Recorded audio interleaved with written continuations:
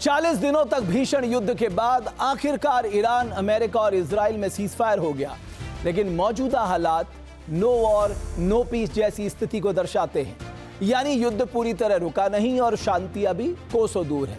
ऐसे में आने वाले 10 से 15 दिन तय करेंगे कि यह युद्ध विराम स्थायी समाधान की ओर बढ़ेगा या फिर मध्य पूर्व एक बार फिर बड़े सैन्य टकराव की ओर लौटेगा।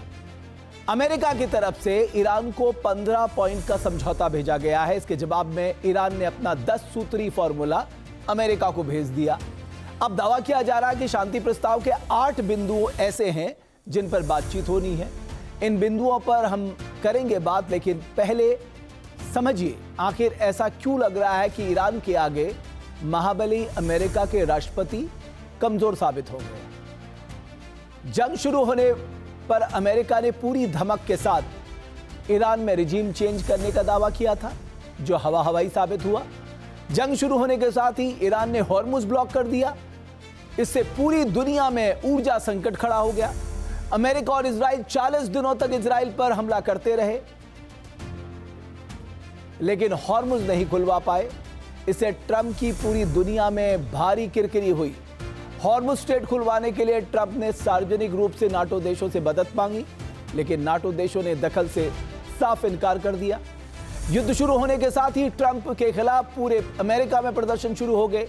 नवंबर में होने वाले चुनाव के मद्देनजर ट्रंप बढ़ते विरोध से दबाव में आ गए। ईरान के साथ जंग शुरू होने के साथ ही ट्रंप की अप्रूवल रेटिंग में जबरदस्त गिरावट दर्ज की गई है।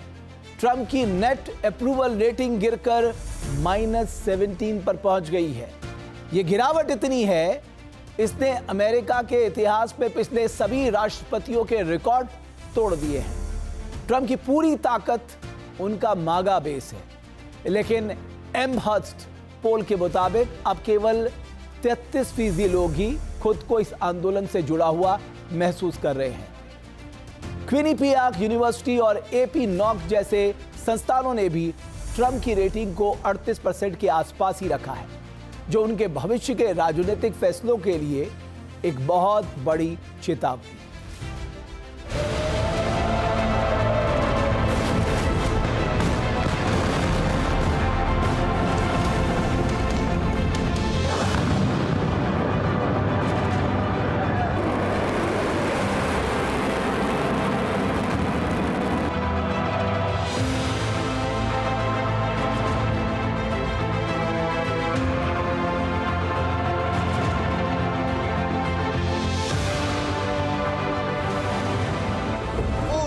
40 दिनों तक पर्शियन गल्फ में तबाही का बेहिसाब बारूद बरसा।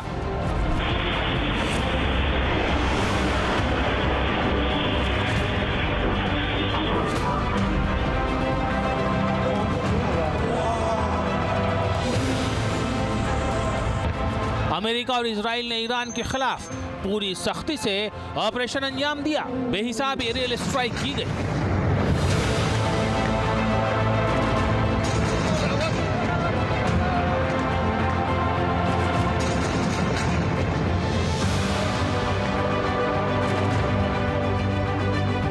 वहीं ईरान ने भी अरब वर्ल्ड में मौजूद अमेरिका और इजराइल के सहयोगियों को दहला दिया।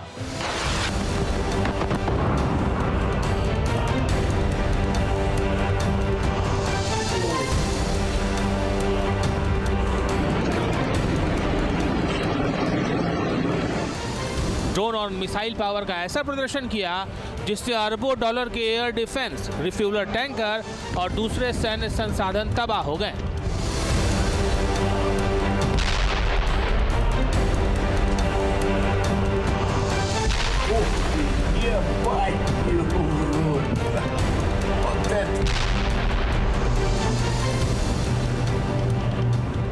ईरानी सभ्यता को मिटा देने की धमकी के बाद एकाएक ट्रंप ने पलटी मारी और सीज फायर का ऐलान कर दिया।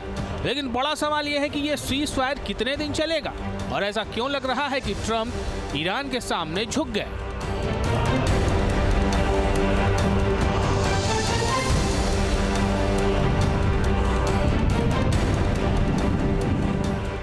दो हफ्ते का युद्ध विराम सफल नहीं, होगा नाकाम।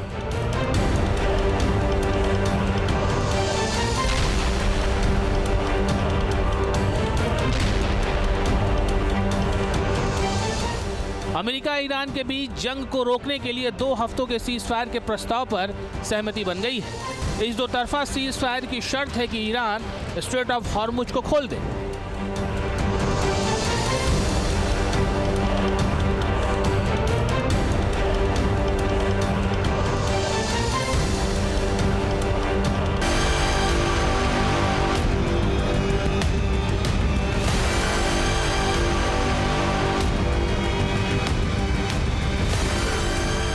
दरअसल ईरान ने शांति के लिए जो प्रस्ताव पेश किया है उसमें कुछ ऐसी मांगे हैं जो अमेरिका के लिए बड़ी चुनौती बन रही हैं। ईरान के मुताबिक इन शर्तों पर अमल ही स्थायी समाधान का रास्ता है।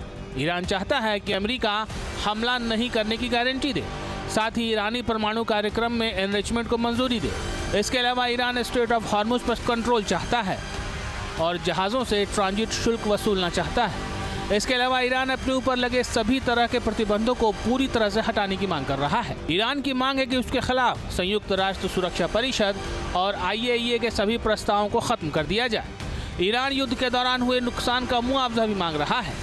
शिया देश की मांग है कि पूरे अरब वर्ल्ड में अमेरिकी फोर्स अपना बोरिया बिस्तर समेट ले। इसके अलावा ईरान लेबनान में हिजबुल्लाह के खिलाफ युद्ध भी खत्म करना चाहता है।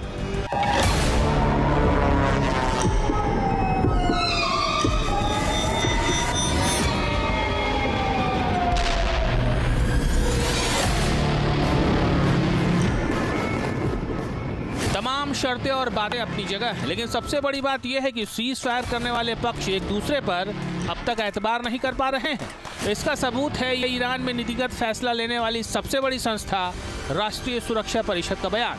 उसने चेतावनी दी है कि हमारी उंगलियां ट्रिगर पर हैं। दुश्मन की किसी भी गलती का पूरी ताकत से जवाब दिया जाएगा।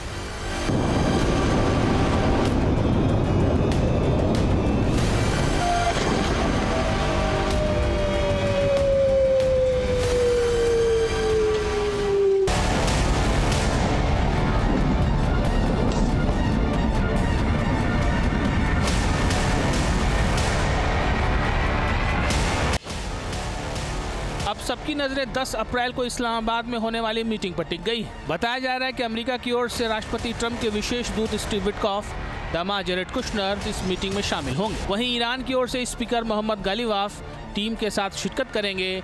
गालिबाफ ही ईरान टीम को हेड करेंगे।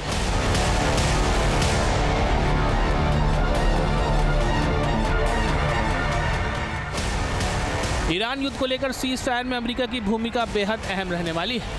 ट्रंप की ओर से आए युद्ध विराम प्रस्ताव को अस्थायी राहत के तौर पर देखा जा रहा है, लेकिन यह दीर्घकालिक समाधान का विकल्प नहीं बन पाया है।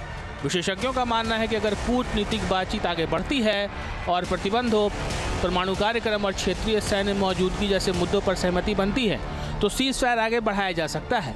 लेकिन किसी भी बड़े हमले या उकसावे के हालात में यह समझौता फौरन टूट सकता है।